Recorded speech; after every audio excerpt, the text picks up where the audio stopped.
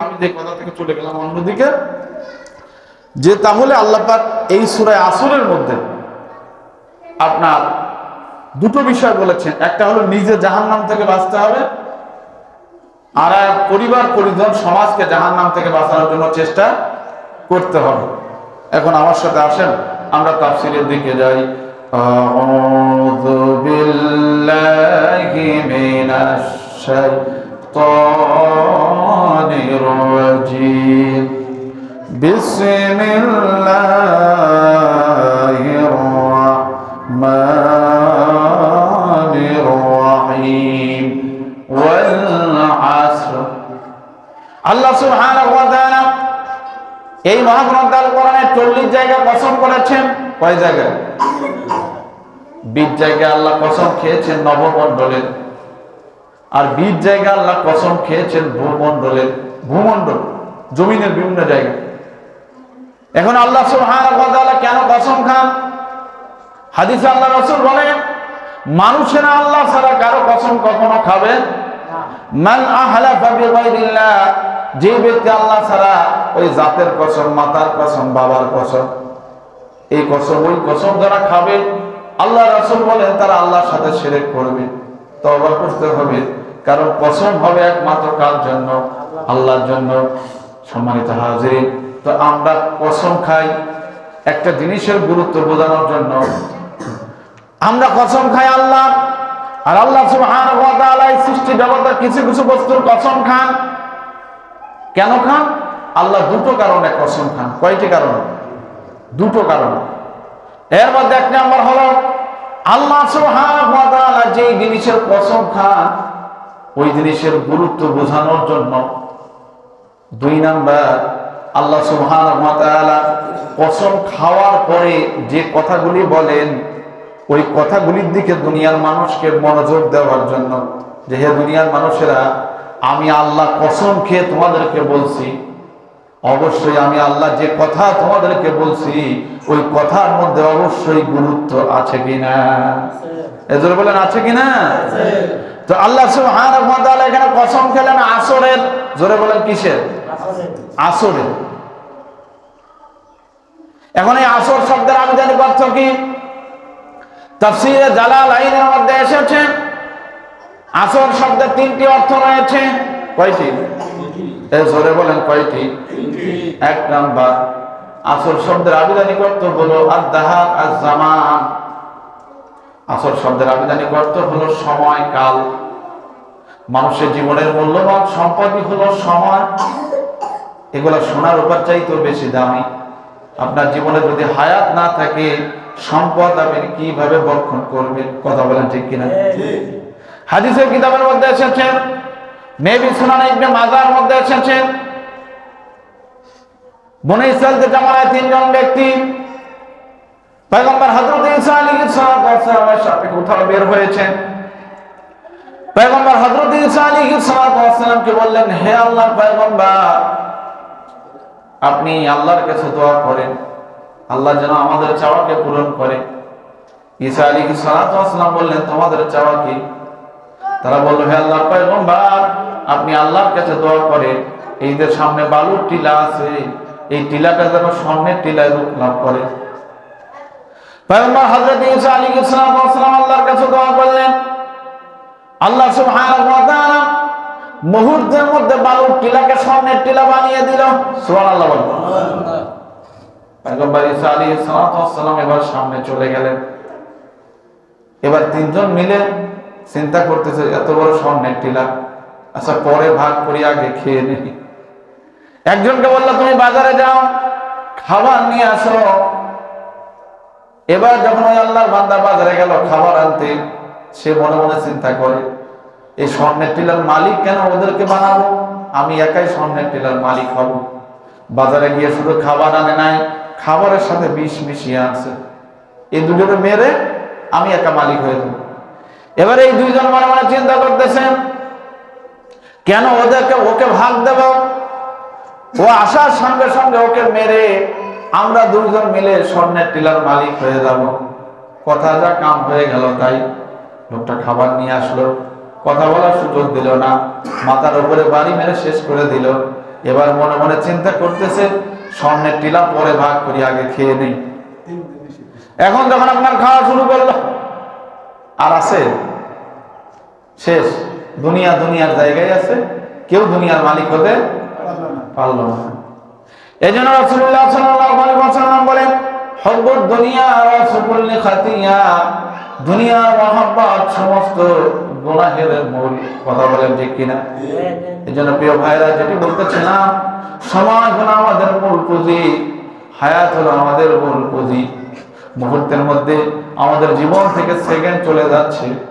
এই ঘড়ি আমাদেরকে ডেকে বলে, হে দুনিয়ার বান্দারা, হে দুনিয়ার মুমিন বান্দারা, ইমানদারেরা, আমি ঘড়ি থেকে তোমার জীবনের একটা সেকেন্ড চলে যাচ্ছে, ওটা কোনোদিন আর ফিরে আসবে না। একটা মিনিট তোমার জীবন থেকে আমি ঘড়ি বিদায় নিচ্ছি, কোনোদিন ফিরে আসবো না। একটা ঘন্টা বিদায় নিচ্ছি, কোনোদিন ফিরে আসবো না। একটা দিন বিদায় নিচ্ছে, ফিরে আসবে না। সপ্তাহ বিদায় নিচ্ছে, ফিরে আসবে না। আমাদের হায়াত বাড়তেছে না, হায়াত আরো কমে যাচ্ছে। কথা বলেন ঠিক কিনা? জোরে বলেন ঠিক কিনা? এই জন্য রাসূলুল্লাহ সাল্লাল্লাহু আলাইহি ওয়াসাল্লাম বলেন, নি'মাতানি মাগবুনুন ফীহিমা কাসীরুম মিনান নাস, দুইটা নিয়ামতের ব্যাপারে পৃথিবীর মানুষেরা বড় গাফলতি করে। একটা হলো অবসর সময়কে কাজে লাগায় না, দুই নাম্বার সুস্থ দেহকে কাজে লাগায় না। এই জন্য প্রিয় ভাইরা, অবসর সময়কে আমরা কাজে লাগাই, চায়ের দোকান যেখানে সেখানে আড্ডা না দিয়ে আল্লাহর ঘরের সাথে, কোরআনের সাথে সম্পর্ক গভীর করি। আল্লাহ তৌফিক দান করুন, সকলেই বলি আমিন। আসলে লম্বা সময় লাগবে, তাহলে আসর শব্দের একটা অর্থ হলো সময়, একটা অর্থ হলো কি? দুই নাম্বার আসর শব্দের আবেদন করতে হলো আসরের সময়। কোন সময়? এর আগে আমি আপনাদেরকে বলেছিলাম কিয়ামত কায়েম হবে শুক্রবারে, আর শুক্রবারে কিয়ামত কায়েম হবে আসরের সময়। জোরে বলেন কোন সময়? আল্লাহ সুবহানাহু ওয়া তাআলা বলেন, ইন্না জালজালাতাস সাআতি শাইউন আযীম।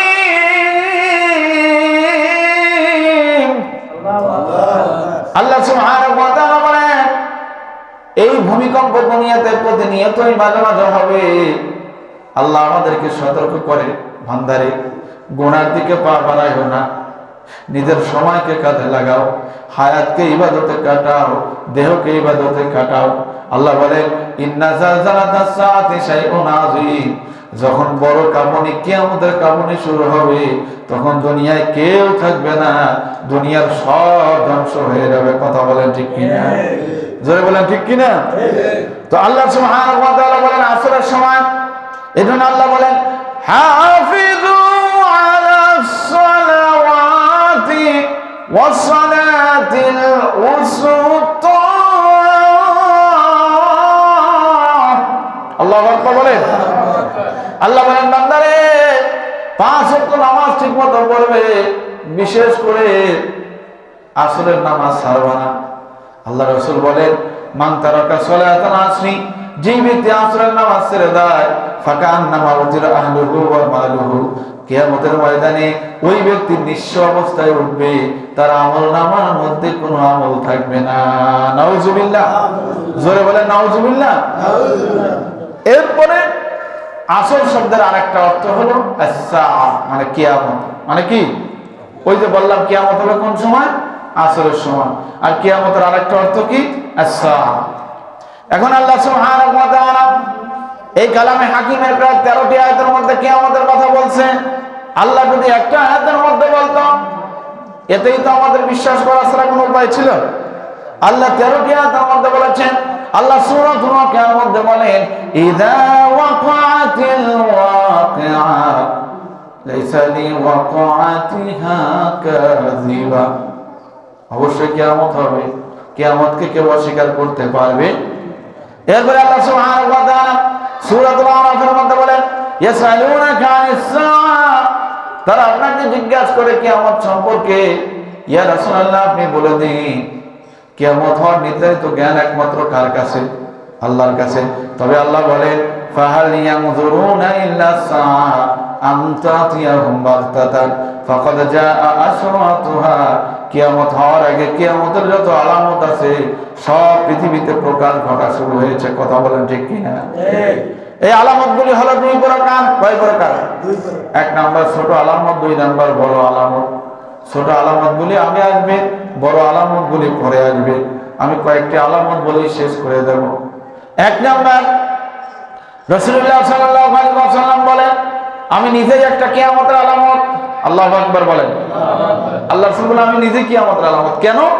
আমি সর্বশেষ নবী, আমার পরে পৃথিবীতে আর কোনো নবী, নবুয়তের দরজা শেষ। তোমরা সর্বশেষ উম্মত, তোমাদের পরে পৃথিবীতে আর কোনো নবীদের উম্মত আসবে না। এইটাই তো একটা কিয়ামত। এরপরে আল্লাহ সুবহানাহু ওয়া তাআলা সূরাতুল কমারের প্রথম আয়াতে বলেন, ইকতারাবাতিস সাআতু ওয়ানশাক্কাল কমার। সাত দুই ভাগ হয়ে গিয়েছে, হয়েছে না? আল্লাহ রাসূল শাহাদাত আঙ্গুল দিয়ে ইশারা করেছিল দুই ভাগ হয়ে গিয়েছে।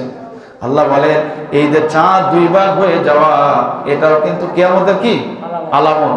তিন নাম্বার কিয়ামতের আলামত, মানুষ কিয়ামতের আগে যাকাত দেবে না। ধনী মানুষেরা যাকাতকে জরিমানা মনে করবে। চার নাম্বার কিয়ামতের আলামত, পৃথিবীর মানুষেরা মূল্যবান কথা কান দিয়ে শুনবে, মাথার ভিতরে নেবে না, বাস্তব জীবনে আমল করবে। ভালো কথা শুনি, কিন্তু আমাদের জীবনে আমল আসে না। পাঁচ নাম্বার কিয়ামতের আলামত, কিয়ামতের আগে পৃথিবীতে নামাজি কমে যাবে, বেনামাজি বেড়ে যাবে। এখন নামাজি বাড়ছে না বেনামাজি বাড়ছে?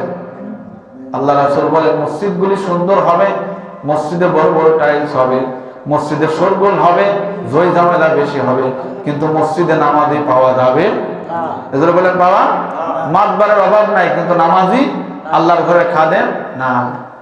এরপরে কিয়ামতের আলামত হলো, কিয়ামতের আগে যুবক সন্তানেরা বইয়ের পাগল হবে, মা বাবার খেদমত করবে না, মা বাবাকে বোঝা মনে করবে, করছে কিনা? এজন্য বলেন করতেছে কিনা? কিয়ামতের আরেকটা আলামত হলো, এটা আমি আবার বলবো, আল্লাহ রাসূল বলেন, সমাজের অযোগ্য মানুষেরা সমাজের নেতা হবে, যোগ্য মানুষেরা নেতৃত্বের জায়গা থেকে দূরে সরে যাবে। কথা বলেন ঠিক কিনা? এখন সমাজের অযোগ্যরা সমাজের নেতা হচ্ছে। কথা বলেন ঠিক কিনা? কিয়ামতের আরেকটা আলামত হলো, মানুষ মানুষকে মহব্বত করবে ভয়ে। কিসে? মন থেকে না। কিসের জন্য? ভয়ে। ওর সমাজের মাতবার, ওরে ভালো না বাসলে সালাম না দিলে তো আমার কি বলে ফেলে, তাই না? এখন তো আমরা সালাম দিতে চাই না, খালি নিতে চাই, এই হলো অবস্থা, তাই না? কিন্তু সালাম দেওয়া নেওয়া দুইটাই কি সুন্নাত, যারা দেবে তারা সব বেশি পাবে। এই জন্য সমাজের মানুষ মানুষকে ভালোবাসবে ভয়ে, মন থেকে না। আলহামদুলিল্লাহ, মানুষ আলেমদেরকে মন থেকে ভালোবাসে। কথা বলে ঠিক কিনা? মন থেকে ভালোবাসবেন। আমি হুজুর না, হুজুর করে হাদিয়া দেবেন মাঝে মাঝে। কিয়ামতের আরেকটি আলামত হলো, কিয়ামতের আগে নারীরা উলঙ্গ বেহায়া অবস্থায় চলবে, এমন পোশাক পরবে তাদের দেহের অঙ্গগুলি ভেসে উঠবে। উঠতেছে কিনা?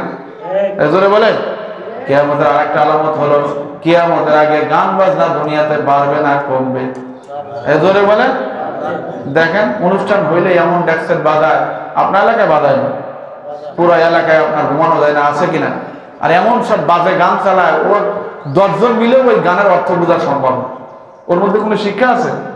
কিয়ামতের আরেকটা আলামত হলো, কিয়ামতের আগে মানুষ হত্যা বেড়ে যাবে, মানুষের জীবনের কোনো মূল্য থাকবে না। আছে, যেখানে সেখানে মানুষকে হত্যা করা হবে। সামান্য বিষয় নিয়ে ঝগড়া, বন্ধু বন্ধুরে মেরে ফেলবে, ভাই ভাইকে মেরে ফেলবে, আছে কিনা? বরং সন্তান এখন বাপকে মারতেছে, আছে কিনা? কিয়ামতের আরেকটা আলামত হলো, কিয়ামতের আগে পৃথিবীতে ভূমিকম্প বেশি হবে। এখন ভূমিকম্প বেশি হচ্ছে না? ইনশাআল্লাহ আগামী সপ্তাহে সূরা জিলজালের তাফসীর করব। ভূমিকম্প যেহেতু হচ্ছে, শিক্ষা নেওয়ার দরকার আছে। কিয়ামতের আরেকটা আলামত হলো, কিয়ামতের আগে মিথ্যা নবুয়তের দাবিদাররা বেড়ে যাবে। মিথ্যা নবুয়তের দাবিদাররা বেড়ে যাবে। এখন বাড়ছে না কমছে? বিভিন্ন সময় ঈসা নবী দাবি করে, এ নবী দাবি করে, আছে কিনা বন্ধ? কিয়ামতের আরেকটা আলামত হলো, কিয়ামতের আগে পৃথিবীতে তালাক বেড়ে যাবে।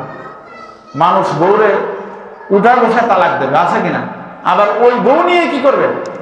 সংসার করবে। ওই বউ নিয়ে সংসার করা যায় যাচ্ছে? ও তো জিনা করতেছে, ব্যভিচার করতেছে। এগুলো হবে কিনা? স্বামী স্ত্রী হাজার কথা হবে, মারামারি হবে, ঝগড়া হবে, কিন্তু মুখেও তালাক শব্দটা বলা। আরে ভাই, আপনি এখন বুঝতেছেন আপনার 3টা সন্তান তো এতিম হয়ে যাচ্ছে। কথা বলা ঠিক কিনা? প্রিয় ভাইরা, অনেক কথা আজকে বলে ফেললাম।